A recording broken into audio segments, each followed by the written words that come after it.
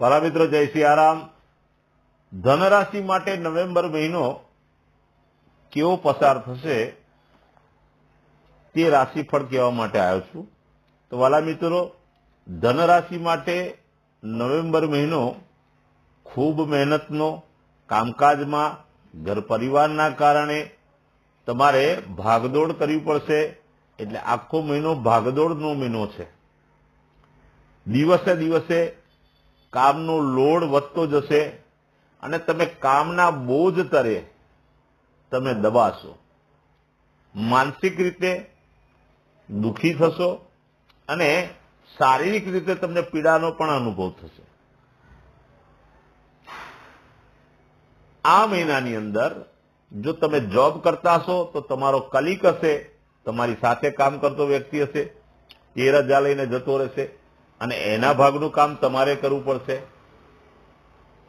અને તમે વેપારી હશો તો નવા ઓર્ડર મળશે, એનું કામ વધશે અને સાથે સાથે તમારે ત્યાં કામ કરતો માણસ છૂટી લઈને જતો રહેશે એટલે એના ભાગનું કામ પણ તમારે કરવું પડશે। એટલે આ મહિને તમે કામને લીધે બહુ જ દુઃખી થવાના છે।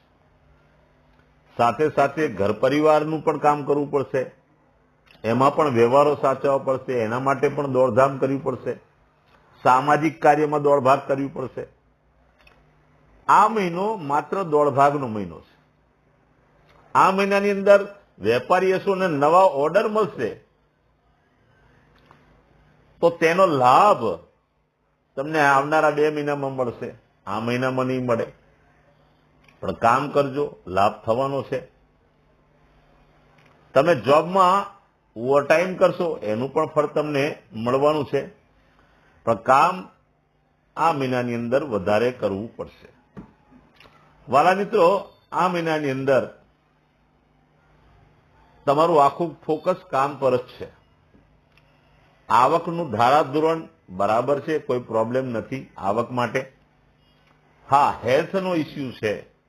આ મહિનાની અંદર વાળ ખરવા, પગની અંદર મોચ આવી, પગ દુખવા, નસો દુખવી અથવા ચામડીના રોગ થવા, આવું બધું થઈ શકે।